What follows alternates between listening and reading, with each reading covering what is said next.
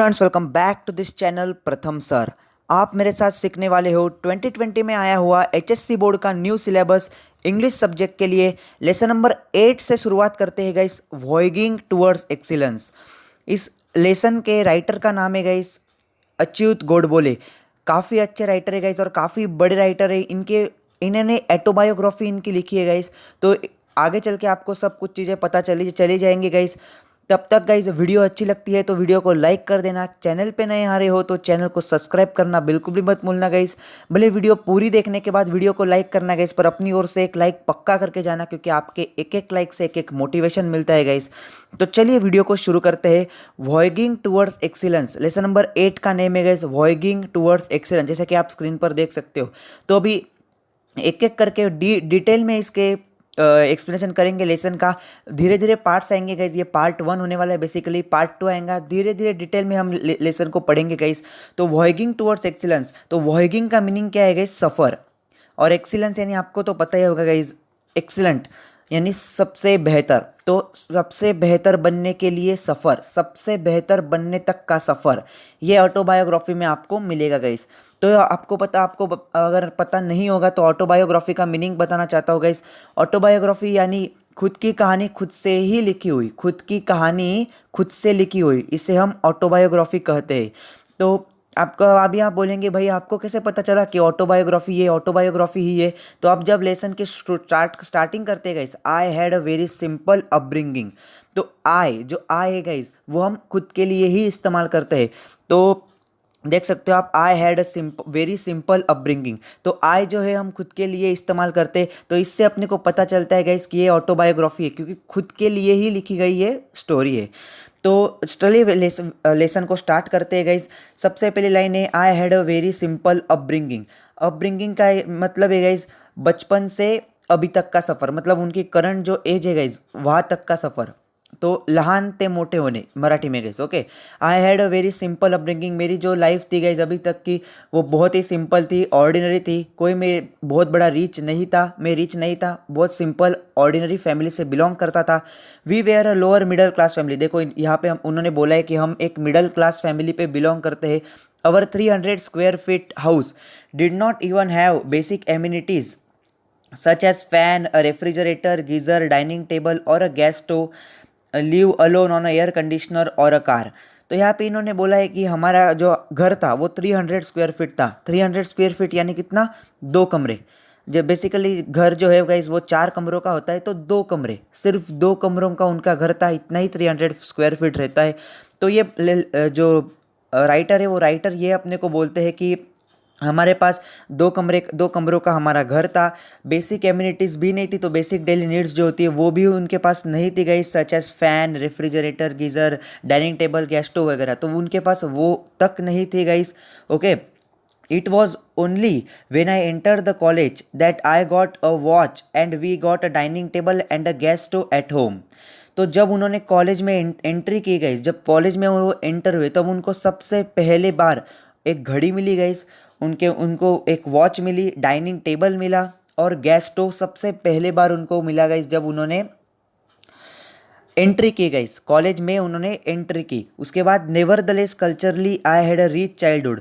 Nevertheless का meaning guys असे असले तरी, मतलब ये होते हुए भी। हिंदी में गाइस नेवरदलेस का मीनिंग है ये होते हुए भी, और मराठी में असे असले तरी। तो ये होते हुए भी कल्चरली तो आपको पता है गाइस, यानी सांस्कृतिक, या हम मराठी में बोलते गए सांस्कृतिक। तो कल्चरली मतलब इतना होते हुए भी कल्चरली हमारा जो घर का एटमॉस्फेयर था, जो मेरा चाइल्डहुड था, वो काफ़ी ज़्यादा रिच था गाइज, यानी काफ़ी ज़्यादा। अब आप बोलोगे भाई अभी आपने पहले बोला कि ये रिच नहीं थे, इनको बेसिक कम्युनिटीज़ भी नहीं थी, ये ऑर्डिनरी फैमिली से बिलोंग करते, तो रिच कैसे हुआ? तो वर्ड है वहाँ पे गए, ध्यान दो, कल्चरली। तो कल्चरली जो एटमॉस्फेयर था गैस वो उनका बहुत ज़्यादा अच्छा था, रिच था। Poets like Vinda Karandikar, Mangesh Padgaonkar and Vasant Bapat used to visit our home for hours. I could listen to the discussions about poetry and literature, Marathi and English. तो बड़े बड़े पोएट्स गाइज, अभी आपको पता होगा मंगेश पाडगांवकर सर हो गए, विंदा करंदीकर मैम हो गई, वसंत बापट सर हो गए। तो काफ़ी बड़े बड़े पोएट्स है गाइज, आपने भी नाम सुने होंगे। तो ये उनके घर पे विजिट करते थे गाइज, और घंटों तक उन बैठते थे। और ये जो अच्युत गोडबोले है गाइज, जो राइटर है, वो उनके डिस्कशंस सुनते थे गाइज फॉर आवर्स, मतलब घंटों घंटों उनके डिस्कशंस सुनते थे मराठी और इंग्लिश लिटरेचर के। They used to talk about Keshavsut, Mardhekar, Shakespeare, Charles Dickens and Thomas Hardy. तो इनके बारे में ये बात करते थे guys. I did not fully understand their discussion in depth, but I was immensely impressed. मतलब हम जब मैं उनके डिस्कशन सुनता था, मैं पूरा मुझे समझ में नहीं आता था गाइज, पर फिर भी मैं उनके डिस्कशन सुनने के बाद बहुत ज़्यादा इम्प्रेस होता था गाइज। ये लेखक बोल रहे ऐसा, ये मैं खुद नहीं बोल रहा हूँ, ये लेखक बोल रहे, बात को समझो। तो we also were lucky to have Pandit Kumar Gandharva, Pandit Bhimsen Joshi and Pandit Jasraj visit our place and talk about Indian music till late night और समटाइम्स डॉन। तो ये काफ़ी बड़े बड़े नाम है गाइस। पंडित भीमसेन जोशी एक काफ़ी बड़ा नाम है गाइस म्यूज़िक इंडस्ट्री में। तो ये पूरी देर रात तक, या फिर कभी कभी डॉन यानी क्या कहते, पहाट हम मराठी में बोलते हैं, यानी सुबह से पहले 4 से 6 बजे तक का जो समय रहता है ना कि सुबह, तो उसे हम डॉन बोलते हैं। तो वहाँ तक कभी कभी ये बैठ के डिस्कशन होते थे हमारे घर पे, ऐसा ये सर लेखक यानी राइटर बोल रहे। That is how and why I develop my interest in literature and music during my school days.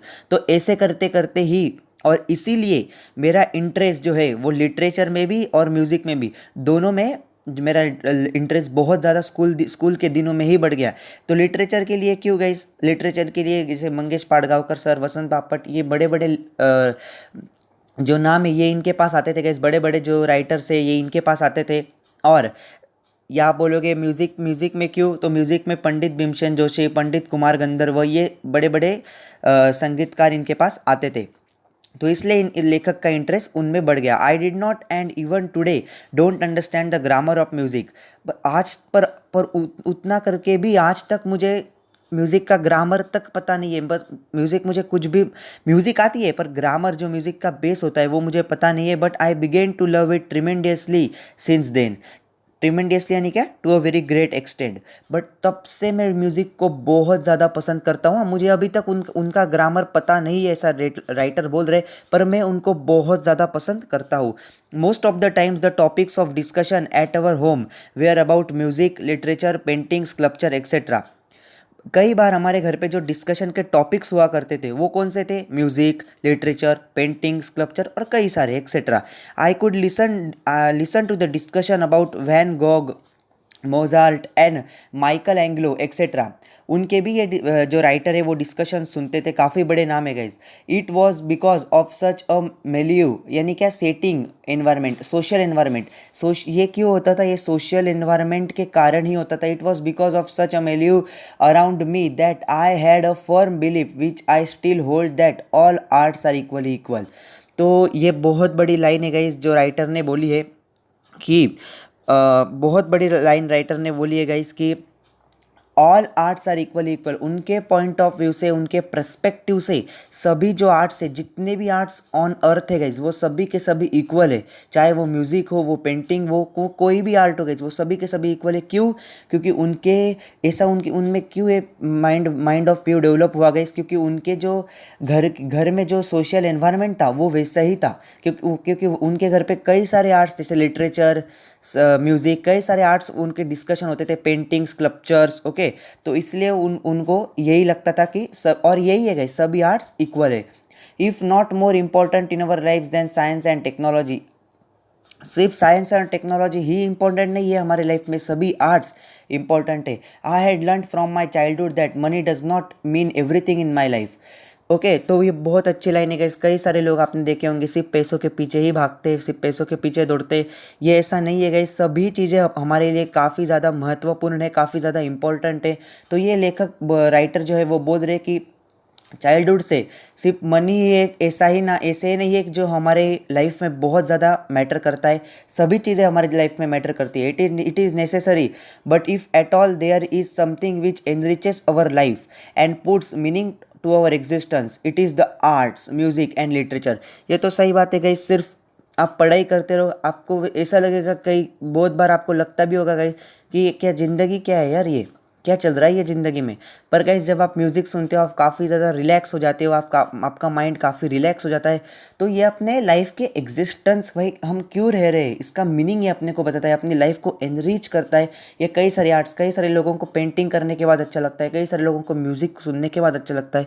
तो ये सारी चीज़ें बताई गई है गाइज़।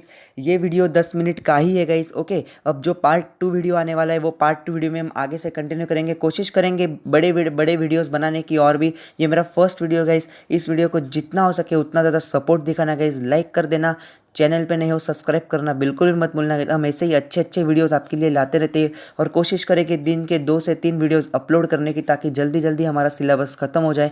आपका प्यार बनाए रखना गाइस, चैनल पे सपोर्ट बनाए रखना। चलिए मिलते हैं अगली वीडियो में, till then take care, good bye.